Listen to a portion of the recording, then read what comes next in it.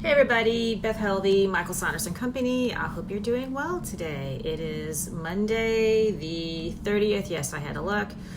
I know for a lot of people the days are just kind of running together. So here's a few things that I've noticed over the weekend going on that I want to talk to you about. I think we discussed this on Friday, which was there was a possibility that you can get a break on your mortgage. And I want to clarify some stuff on that. First off, I want to clarify that if you are being offered a forbearance, you need to very, very, very carefully look at your paperwork before you sign it. And the reason is some mortgage companies are actually allowing people, if they have a need, to skip a payment or skip two payments, and they're extending the loan. So if you've got 5 years left on your loan or whatever, you can have 5 years and 2 more months, something of that nature, okay? Some mortgage companies are allowing that, but not all. What they're gonna do is they're gonna tell you, oh yeah, we can do that. And then you're gonna get the paperwork, and you need to read the paperwork really, really, really carefully before you sign it, because don't forget, even though you call the bank and ask them about the process, that doesn't mean it's going to happen until you sign the paperwork. So you're not stuck if you get the paperwork and the paperwork just doesn't look right, or if you still have further questions. Okay. Sometimes what the paperwork will say is you can have a forbearance for 2 months, 3 months, 6 months. But you need to be careful, because at the end of that time frame, all your payments plus your next payments are due in one lump sum. So here's my advice to you, and take it or leave it, it's up to you. If you really, really need to do that, talk to some people about it, talk to your financial advisor, talk to your banker, see if there's another way for you to get the money.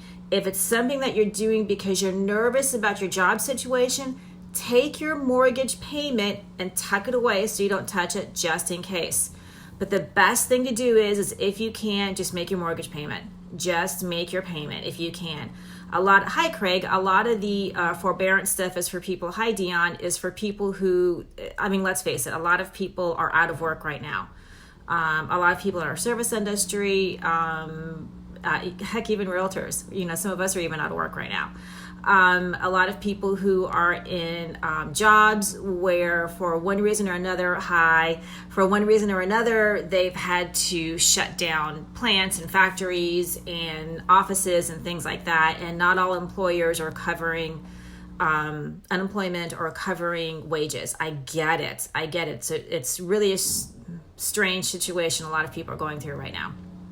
So just be really, really careful. That doesn't mean don't call your credit card companies. That doesn't mean don't call your car loan or any of that stuff. I'm speaking specifically about your mortgage. Just be really careful about that, because I spent a little bit more time on social media than I probably should have this weekend, just like everybody else. And I saw a lot of people saying they got their paperwork and they didn't realize, thank you, Craig, they didn't realize that what was going on was that it was being delayed, but then one lump sum, okay? And the same thing if you're renting. If you're renting your property right now and your landlord is allowing you to do this, make sure that the agreement you have with your landlord specifically states how you're going to pay back that rent when life goes back to whatever normal we're going to have and you're again paying rent. Because some landlords are doing that too, okay? Now, don't slam the landlords, because the rent that you paid your landlord is oftentimes paying the mortgage so that they can keep the roof over your head. So have a very frank and very honest discussion with your landlord. The landlords I work with are human and good people. Hi, Melissa. And they're oftentimes willing to work with people, but they got to pay the bills too. So this is a discussion that people need to have. Hi, Ebelise. So here's the other thing I want to talk to you about that I noticed that's going on a lot, is a lot of people who were involved with these property offers from the online iBuyers. I'm talking Zillow and Redfin and some of these other things. Some of these people are getting to closing. My pleasure, Dion. Some of these people are getting to closing and finding out that the offer's been pulled. So I know for some people, and I even talked about this several months ago, for some people the That's actually a really good idea for them, especially if they're in an area where properties are moving a little bit slower, and there are areas where properties are moving slower even before the virus hit. And they need to move quickly. Hi, Dallas. And they need to move quickly, and they were able to leave some money on the table to do so. Okay, for some people that just worked out, and I get it. But a lot of people are now reporting that they were under contract. They did everything that Zillow and Redfin and all these other places asked them to do, which included repairs and money and all this other stuff. And they said, nah, we're not going to buy your house. So if you are one of those people who are considering doing that, you need to find out what happens in that case. You need to look very closely at your contract, and it probably wouldn't hurt to have somebody review it. Or better yet, hi Claire, or better yet, call your local realtor and have them do it for you. Your local realtor is not going to pull the listing and say, we're not selling this. Your local realtor is not going to do that. But some of these online iBuyers are doing that. And I will be honest with you, I haven't seen the paperwork. A lot of these are reports in my my realtor pages that, of course we visit, because we're all trading information.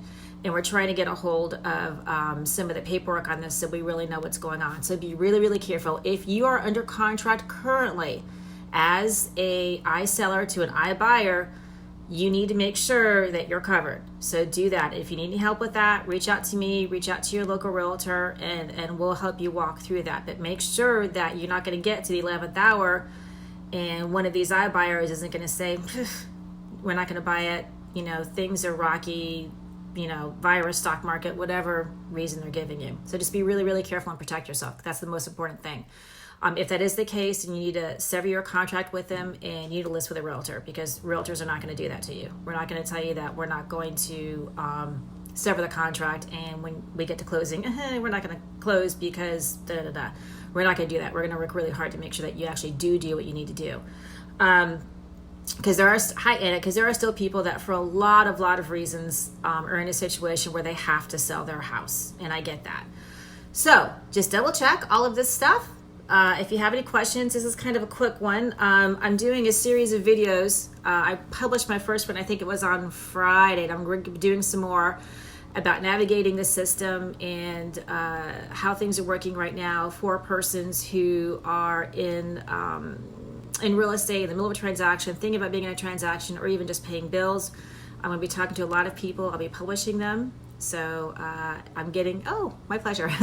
So pay attention, and I'll let you all know what's going on and give you links to the videos. And I hope you have a great day. So it is beautiful here in Sarasota. We're in the mid 80s, I think. It's sunny. We have no rain. And so if you do have a chance to get outside and walk around a bit, please do so. It is probably one of the best things you're going to do for your mindset right now.